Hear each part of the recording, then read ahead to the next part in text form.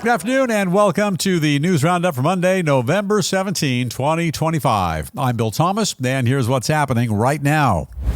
A dire warning that a U.S. military attack on Venezuela is imminent as an American naval strike group positions itself just miles from that country's shoreline. President Trump revealing plans to meet with New York's mayor-elect Zohran Mamdani and claiming that a face-to-face gathering is in the best interest of the Big Apple. And China rapidly expanding a secret nuclear test site in a remote desert area as the communist regime threatens to elevate the global arms race to a whole new level. Also, why the last 5 pennies to roll off the assembly line at the Philadelphia Mint could spark a furious multi-million-dollar bidding war. And the greatest maverick movie star in the history of cinema finally lands his long-awaited Oscar, but not for what you think. All this and a bunch more coming up right now on the Big Roundup. We have a great deal to get to today, and we begin here. A massive U.S. military armada, including an aircraft carrier and a number of warships, is now bearing down on the north shore of Venezuela, and that country's opposition leader says that an attack could begin at any moment. This year's Nobel Peace Prize laureate Maria Corina Machado, who's been kind of spearheading Venezuela's pro-democracy movement for years, says that right now all indications are pointing to an imminent U.S. strike, and that is very alarming. She also warns that the situation has become extremely grave and that all Venezuelans should immediately begin preparing for the final battle in their long struggle to end the brutal authoritarian regime of dictator Nicolas Maduro. However, President Trump says that he's currently leaving the window cracked open for just a bit of potential 11th hour diplomacy. And he says that he's recently been contacted by Maduro's government and that they're anxious to talk, signaling that he may be open to postponing any planned assaults for at least 48 hours. In the meantime, both the Pentagon and the president claim that the enormous buildup of American firepower in the Caribbean is all part of the administration's aggressive war against drug-running terrorist gangs who are operating throughout the entire region. The Trump administration claims that Venezuelan leader Maduro personally heads up a government-supported drug-running terrorist organization, and they accuse him of relying on his country's military both to distribute large shipments of cocaine and to launder money. Over the last couple of months, the U.S. military, as you might know, has launched nearly 24 strikes on alleged drug-running boats in the area, killing, they say, at least 83 people. Meanwhile, the Trump administration is now reportedly mapping out a number of potential day-after scenarios for when Maduro is finally rousted from his perch in Venezuela and sent into exile. Final thoughts. This is the News Roundup Lowdown. The U.S. has been a frontrunner in the war on drugs for decades, but with each passing season, the situation becomes more and more dire. It's gotten so bad that sadly, we may soon actually launch an attack on Venezuela. Poisonous, deadly drugs are becoming more and more potent. There's no shortage of this filth. And before you vilify the Trump administration, you'd do well to remember that our pals in Venezuela, they drew first blood. They've been sending their toxic supply of life-threatening narcotics to our shores for far too long. Those drugs are destroying lives and ripping apart entire communities. If the people in Venezuela can't push Maduro out, we may have to jump in, pinch hit, and take care of business for them. And left unchecked, this dictator will continue to both dismantle and destroy his own country, and all while trying to rip apart the U.S. The very survival of Venezuela is contingent upon a high-level change in Maduro-style management, and clearly the big boss must go, but with one caveat. The U.S. is not the only victim being brutally assaulted with deadly drugs from that country, and we should not be solely responsible for cleaning up this mess. Any European nations, for example, which are also being polluted by toxic drugs coming from Maduro and his associates, they should also participate in this action, both militarily and financially. This is going to be very expensive. Now, tell us what you're thinking, and you'll find us at newsroundupwithbill@gmail.com. And producer Davey, I've got to imagine that folks are highly concerned about the U.S. engaging in what might be a war with Venezuela. And we'll check now the email bag to see what is on everybody's mind. What do you got for us? Oh, yeah, Bill, it's a hot topic. So let's start with Lorelei in Phoenix, Arizona. Hello, Lorelei. She says there are problems all over the planet, but the Caribbean isn't one of them. The president should concentrate on our real enemies instead of bullying a hapless nobody. Well, I don't know that Maduro is a hapless nobody. In fact, he is a dictator, and he's wreaking war. He's wreaking havoc on the U.S. and many of our European allies. He's bringing all those poisons right here to the U.S. People are dying. Communities, as we just said, are being destroyed. Also, we're not a one-trick pony. We don't just work on one area of the world. We're worldwide. We have a pretty big military complex. They are a threat. We are addressing that threat. I appreciate you checking in, but you got that one entirely backward. David, time for one more. What do you got? Okay, Bill, we have Victoria from Twin Falls, Idaho checking in. Victoria, welcome to the program. What do you got for us? She says, everyone always asks why nothing is being done to handle the problem of drugs in this country. Yeah. Well, Trump and his crew are taking care of business, and we should all be thankful. Yeah, we are. We're all of us very thankful. I imagine a lot of folks in Venezuela, they'll be very appreciative as well. Look, war should always be a last result, but doing nothing means that Venezuela is going to win an epic battle. We can't let that happen. The Trump administration has more than enough resources in place to address what surely is a clear and present threat to the U.S. And unfortunately, Maduro, he is a vicious enemy, and whether he's taken out or goes into exile, somebody else, unfortunately, will most likely pick up right where he left off. But we do have to stand up and fight the good fight.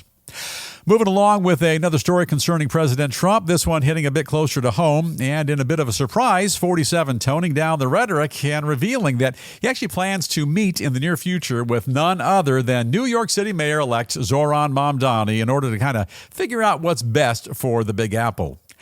Newsflash, we already kind of know what's best for the Big Apple, but locals, they failed to elect Cuomo, and they chose the other guy, this Mamdani guy. The president acknowledging that the 34-year-old Democratic socialist wants to hold a powwow with them, that Mamdani has expressed a sincere interest in paying a visit to the White House, and that he's confident they'll be able to work something out. Trump also says that he and Mamdani, they share a bit of common ground since they both want everything to work out well for New York City. In case you're not aware, 47's comments amount to quite an about-face for the president. Now, in the past, he's referred to this Mamdani guy as a communist, even threatened to pull back on federal funds to New York if this Mamdani character was ever elected. You know, Chief, it's never too late. However, in recent days, Trump's hardline stance, it's kind of softened. Now says that even though he has significant reservations about Mamdani's policies, it's imperative for our country's biggest city to remain successful and that he'll graciously be willing to help them out when he can. Therefore, Zohran, we implore upon you to please play nice. Meanwhile, the mayor-elect has been poking his finger at the president just like this and promising to stand up to the Trump administration at every turn, now vowing to make New York City the strongest sanctuary city in the entire nation, and all cooperation with ICE and Trump-proof the Big Apple by safeguarding the city from all unnecessary federal pressure. Great. Sounds like he's already being a team player. Good job. Final thought, this is the News Roundup Lowdown. Thing is, 47, yeah, he can be mildly boisterous from time to time, and occasionally he can be less than flattering to his opposition. However, this time he's clearly putting his best foot forward, being cordial and professional, and making it known that he's willing to have a dialogue with the man who in about a month and a half, yeah, he'll be sworn in, it's hard for me to say it, as New York's new mayor. Hey, by the way, in our estimation, Mamdani did not win his election as a result of being an alternative to Trump policies. And that's kind of a false narrative. This Zohran character defeated the competition because he offered a boatload of freebies to a heaping helping of the city's population, and that's actually not a criticism. This is a bright guy who kind of bought an election with someone else's money, and in my mind, that makes him an astute businessman. If I could buy a car with engineer Jamie's money or with producer Davey's money, I'd be a genius. Sorry if you're one of the folks or the corporations whom he deems wealthy, because he's coming after you with additional taxes to pay for the free stuff which he's promised to the other guy. Yeah, this Zohran fella, he's a carnival barker who screamed, "Step right up," loudly to all those who would listen. They listened, they tuned in, and he got the response he was looking for. But they do the same thing in Vegas, and so you know, the house always wins. Now, would you bet on this guy? Share your thoughts with us. We're at newsroundupwithbill@gmail.com. Davey, might be hard for a guy like you to understand. I'm not a big Mamdani fan. And what are folks saying? Yeah, it's pretty hard to tell, Bill. It is pretty tough, isn't it? All right, who's up first? Okay, Bill, we have Charles checking in with us from New York City. Charles in charge. Charles, you're up. What are you thinking? He says, for the good of the people, the great Mamdani should stick to his guns enact his brilliant policies, and tell the president to get lost. Brilliant policies. Rob from the rich and give to the poor. That's some brilliant policy. It's kind of fun, Charles, to throw your support behind a guy who's making promises he'll not be able to keep. And I'll tell you what, when his tax base begins to bail out, and they're already bailing out of the city, they're moving out in mass to run down to Florida. When they all bail out, where's the revenue going to come from to cover his bets? And maybe he'll ask the White House to bail him out. And I say good luck with that. Turn our sights now to some alarming developments concerning the Chinese Communist Party, the CCP, which could eventually spell doom for the entire planet. China now furiously enlarging their critical infrastructure at a top-secret nuclear facility in their remote western desert. And unfortunately, all signs now point to the communist regime kickstarting a number of underground nuclear tests in the very near future. Well, aren't they just a bucket of fun? Experts say a number of revealing satellite images show that China currently building a bunch of new tunnels, support buildings, and command centers at the facility, all of which are necessary for any subterranean detonations. Well, thanks in advance for poisoning the planet. They also warn that because the communist regime has concluded far fewer nuclear tests than their adversaries, they're now desperate to conduct as many controlled experiments as possible to kind of build up their database. Build up a database and trash the Earth. I guess in their mind, that's somehow a fair trade. Additionally, experts point to Chinese President Xi Jinping's pledge to modernize his country's nuclear forces in the next handful of years, next 5 years, and they say that Xi's ultimate goal is to both narrow his nation's military gap with the U.S. and Russia, as well as to figure out how to effectively manage and control nuclear weapons for use in a regional conflict. When they say that regional conflict, in my mind, that kind of is a veiled threat against Taiwan and maybe even Japan. And to refresh your memory, President Trump claims that the U.S. will also soon resume testing nuclear weapons, simply to remain on an equal basis, an equal footing with both Russia and China, and leading to worries that the planet is now spiraling toward another planet-wide Cold War-style arms race. Final thought, this is the News Roundup Lowdown. Right off the bat, they got that one wrong. We're not edging back toward a Cold War-style nuclear arms race. We're not edging back toward anything. In my estimation, we are, in fact, right now, knee-deep in a Cold War arms race. And each and every one of us need to face that harsh reality. You can't bury your head in the sand. It's just dumb to candy coat anything, and none of us should turn a blank stare at this. We all got to take this in and live with it, acknowledge it. Unfortunately, with China announcing new underground testing, the stakes just got loftier, and their actions are prompting a response from the White House, which, as you can see, is the precursor to the U.S. jumping into the fray and ramping up the program with some testing of our own. Now, with regard to the party of the third part, those guys, Russia, they're no slouches when it comes to building up and maintaining a healthy nuclear arsenal, and the perpetual threats coming from the Kremlin are creating a high degree of concern, and not just for their victims in Ukraine, but for all of Western Europe and more. Now, along with the bad, there's generally some good, and it looks like somebody might be able to turn a profit on all these high-stakes shenanigans. A respectable-sized backyard kind of bomb shelter, that sets you back about $250,000. Producer Davey, sound good, $250,000? Yeah, that sounds about right, Bill. $250,000, yeah. A 3-month emergency survival food kit goes for roughly $700. You might want to think about stocking up on a respectable supply of iodine pills. You got some iodine pills in the old medicine cabinet there, Davey? Oh, yeah, Bill. Plenty of iodine here. Yeah, I got a big stack as well. Just like movie star Gina Davis said in the 1986 movie The Fly, be afraid. Be very afraid. Be afraid. Be very afraid. Don't be afraid to share your thoughts with us, and you're going to find us at newsroundupwithbill@gmail.com. Davey, what do you got for us? Okay, Bill, we have a really good one here from Mike in Lowell, Massachusetts. What are you thinking, Mike? And he says, great. We've all seen what the commies did with COVID, and now they're in danger of infecting the entire world with nuclear radiation. Yeah. When will we ever learn? Yeah, you think that with the advent of AI, which is supposed to be the panacea, it's going to fix everything, there'd be no need for testing of any kind, above ground or subterranean. But China, yeah, they're ramping up. We're watching them very carefully. The Russians are always up to something as well, and all we're trying to do here stateside, we're just trying to keep pace. Now, some additional headlines we are keeping a very close watch on here in the News Roundup newsroom. And first up, in a bit of a follow-up to our last story, the Department of Energy announcing that moving forward, the top priority of their loan office, it's going to be to set up financing for a number of new nuclear power plants right here in the U.S. Turning now to a story with some very high stakes, and Treasury Secretary Scott Bessent, that handsome devil, he's warning now that our country's soaring beef prices won't be coming down anytime soon. And industry leaders say that we're dealing with the perfect storm of problems, that ground beef could soon cost more than $10 a pound, and that prices won't be easing off until at least 2027. Hey, breaking news, there's a brand new thing called pork. Hey, Dave, you ever heard of pork?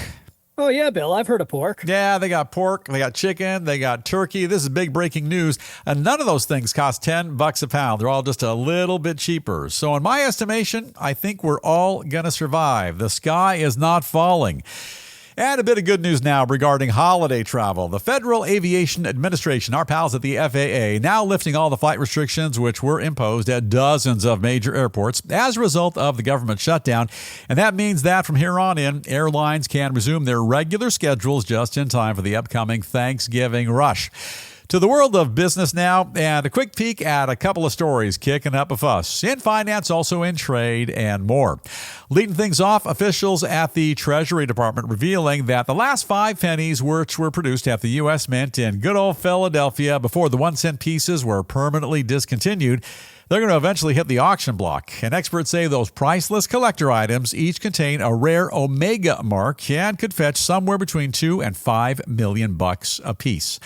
In the meantime, people are beginning to ask whether or not the nickels days are numbered as well. And right now, those 5-cent pieces cost nearly 14 cents a piece to make. That's bad business.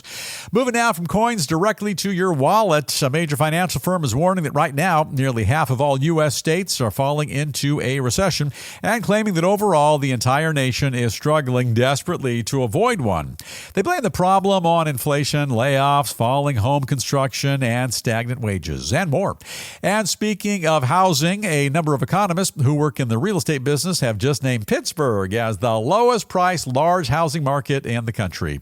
Median home price in the Steel City, just around $250,000. $250,000, get yourself a nice little fixer-up condo. And now a quick gander at the lighter side of news, and we kick things off with a story straight out of the movies. Beaming Hollywood superstar Tom Cruise finally getting his hands on a long-awaited, a long-coveted Academy Award by receiving an honorary gold statuette happened at the annual Governor's Awards ceremony. Now, the Academy bestowing the prestigious honor on the Tinseltown legend for more than 40 years of outstanding work on the silver screen. I'll say I like this guy. He's kind of fun to watch on that big screen. A fine actor, but Oscars should be voted on by the Academy and doled out at the Academy Awards. This feels more like an Academy Awards with training wheels. Is that accurate, Davey? Well, it's a very prestigious honor, Bill. Yeah, well, when you win the real statue, you get to do one of those goofy thank you speeches until the AI orchestra plays real loud and forces you to rap, and then they drag you off the stage. This one feels more like a runner-up to an Academy Award, but an award's an award. Speaking of the movie industry, the world's most popular streaming giant Netflix has just opened their very first amusement park, calling the place Netflix House, and it's located at a shopping mall just outside of Philadelphia, and it contains a bunch of immersive experiences based on famous shows like Squid Game, Stranger Things, and even the Knives Out franchise. Best of all, according to producer Davey, this place is free. Davey, it's not exactly free though, right?